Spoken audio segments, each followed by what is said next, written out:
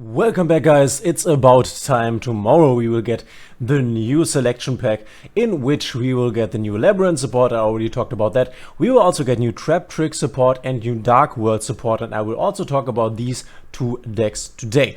Later that day there will be the Dark World video, and now there is the Traptrix video. What I will do here is I will show you a deck list that you can use tomorrow in Master Duel. I will talk about the strength level of the deck, and we will look at how the deck is performing. I have a site here with some statistics. Those are from the TCG, but these are the only statistics that we have. Obviously it's a bit different with us in Master Duel because the Maxi thingy. I also own the deck in real life and have played it, and yeah, let's just hop right in and I will tell you, is it worth getting this deck? Is it worth investing in these cards? Obviously this also depends a bit on the question whether we will get some reprints like Traptrix Sarah in the selection pack or not. Keep in mind that there is a secret pack that you can use for all the Traptrix girls, for example for the Sarah, which is an ultra rare, though I will also talk about the rarity and whether I think it's worth getting the deck. So let's just hop right in. Traptrix, what even is the deck? So the deck is a trap deck, as the name already says, and it centers around these trap hole cards. So Bottomless Trap Hole, Traptrix Trap Hole, Nightmare, Gravedigger's Trap Hole, Floodgate Trap Hole, which I think Floodgate Trap Hole is a card that we, it's not on here, but I think we will get it tomorrow. It's also really nice. It will be better against Kashtira in the future, but still nice. Traptrix Holutea, which is the best new thing that Traptrix will get.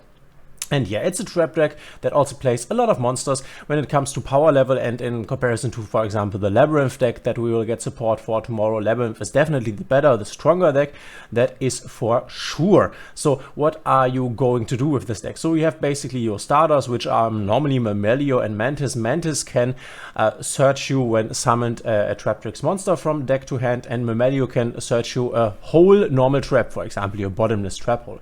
What you then want to do is go into your Sarah, and Sarah is really nice, which is why you want to play her at 3. First, this Link Summoned monster is unaffected by trap effects, which is already quite nice. And then you can only use each of the following effects of Traptrix Sarah once per turn.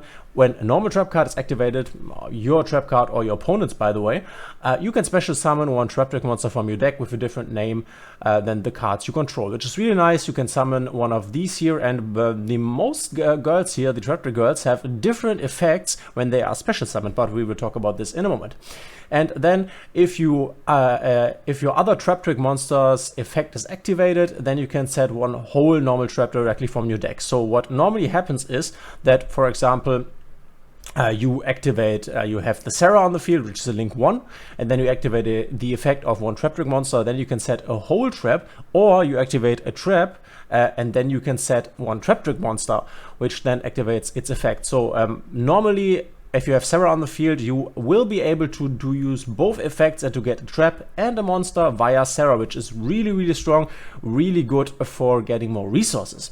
As I already said, the girls have some effects when they are special summoned. For example, if this card is special summoned, target one spell trap your opponent controls and destroy that, which is nice.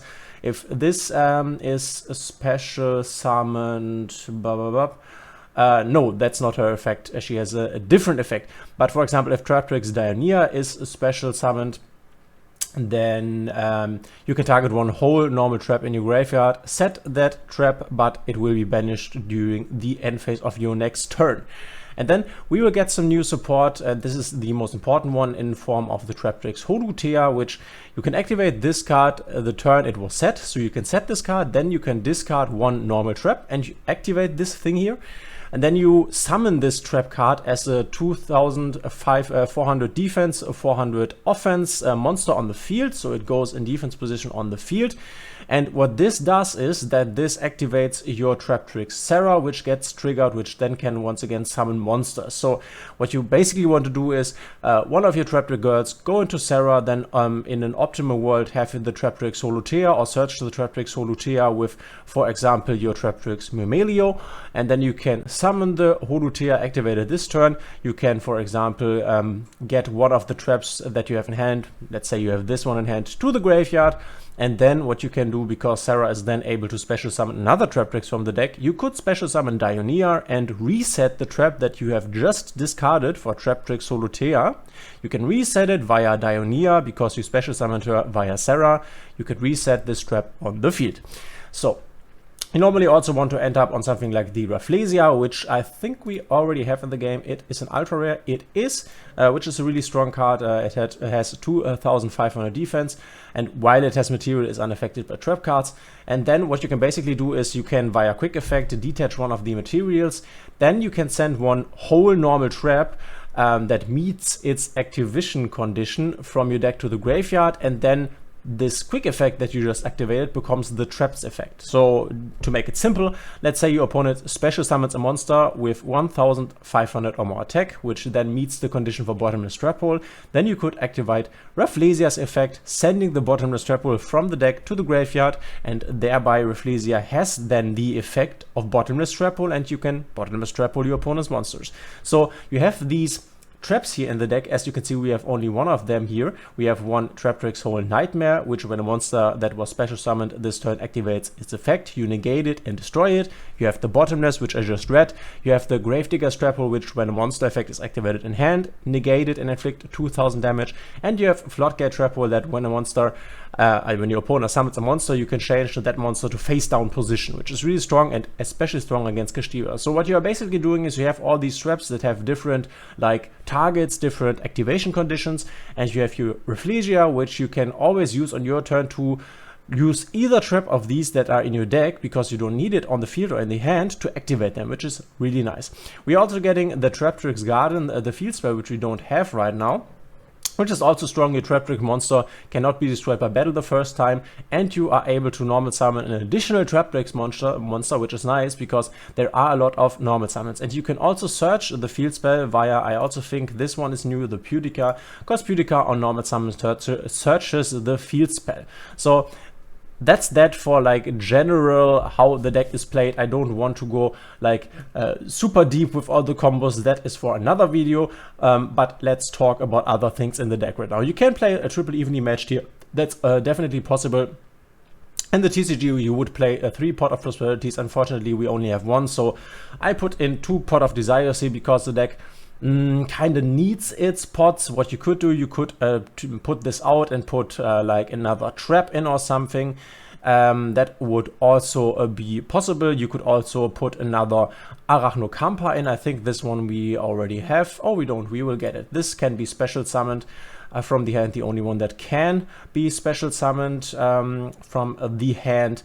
But yeah, this is how the decks could look like. You could also side in the third Parallel Exceed, which is all pretty nice. When you link summon a monster, then you can summon a Parallel Exceed and then summon another Parallel Exceed, which is really nice. Then you have 2 materials to, for example, go into Rafflesia or something. Also Time Thief Redoer, if you still have this from the Telements era, it's really strong in this deck, really nice to make on the end board.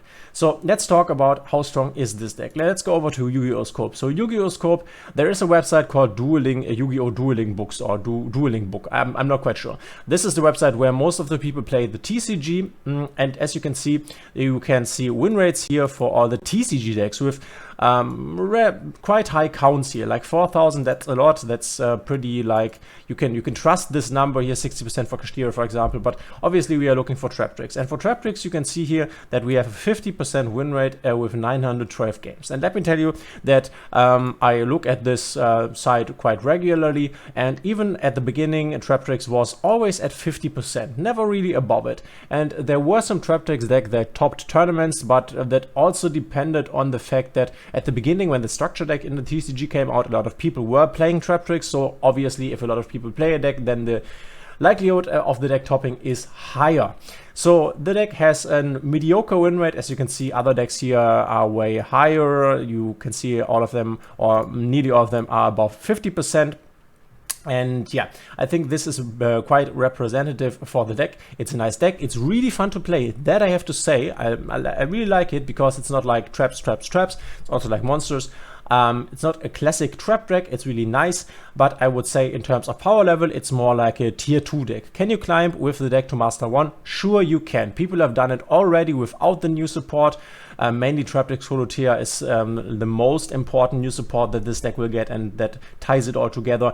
Yeah, you can definitely do it. It will be harder than with other decks, for example the Labyrinth deck with new support cards, but yes, you can.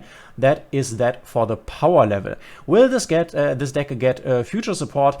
As of right now, we are not getting future support, but obviously there can always be future support in packs in the future. But the packs that we currently know of from the OCG and TCG, there is no more support coming, so keep that in mind. Which I already said doesn't mean a thing. Altergeist, which is a really old archetype, will now get new support in the TCG show. That doesn't mean anything, but also important to keep in mind. So let's look at the last thing, the Rarity. And as you can see here, the deck is quite expensive even right now. So you definitely need 3 Sarahs, because Sarah you basically always want to have in your field and you always are making. This is super strong. You want it. You want 3 of these. You want 1 Alumeos. You don't need 1 Kularia, but I think you should have 1, and then you definitely need 1 or 2 Rafflesia. So there goes your ultra rares, which I already talked about. You can get a nice secret pack where all of them are in right now. So then we get in these new cards here, which you need 3 of these, 1 Pingu Ikula, you need 1 or 2 of these, you need 1 of this, I think this is an ultra rare already confirmed, you need 1 or 2 Traptrix Garden, and you need 3 Traptrix Solutea. So it really depends on what the rarities are in the pack, but I think we can assume that at least, we know that this is an ultra rare, we can assume that at least 1 more card of these will probably be an ultra rare. So all in all, this is an expensive deck.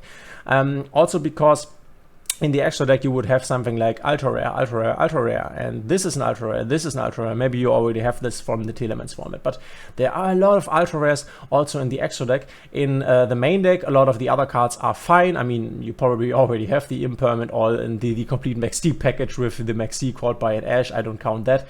The other cards here are fine, but this is still a really expensive deck. And I think that the secret pack that you can get, the new cards from the selection pack obviously will not go into the secret pack right now. Maybe they will at a later point. So you will also have to pull from the new selection pack, where there are also Dark World cards, there are also Labyrinth cards, and those cards you don't want to see if you want to build this deck. So all in all, would I suggest getting this deck? I would say for the average duelist who is not really interested in this deck and isn't like, oh yeah, Traptrix is finally coming, I've waited for this all my life, I would say don't go for this. It's a fun strategy, but it's not that strong. If you really want one of the strongest decks in the game, it's not that strong, it's quite expensive. So I would say I would not recommend this for the general population. As I already said, if you really love the deck and are looking forward to playing it, of course it's the best invest that you can ever do. I myself, I'm not quite sure what I will do. I will see what the pack brings tomorrow. Currently I'm thinking that I will craft the 2 Lady Labyrinths that I need and the 3 big Welcome Labyrinths, and then call it a day. But we will see what else is in the pack. So I probably won't get this deck here, because I also don't own Triple Sarah and stuff like that, and you need the Triple Sarah, that's for sure. So really expensive, not the biggest recommendation, especially looking at the win rate, which, as I already said, is at 50% here in the TCG. Doesn't mean that we have this at 50% obviously, but I think this is a number that we can orientate ourselves at. So this is it for the Traptrix deck. If you liked the video, please hit the thumbs up, subscribe, and like the video. And today later on you will see the video to the new Dark World cards, the new Dark World deck. Will this be a deck that you should buy when the new pack comes out? We will see each other later in the day. Until then, bye.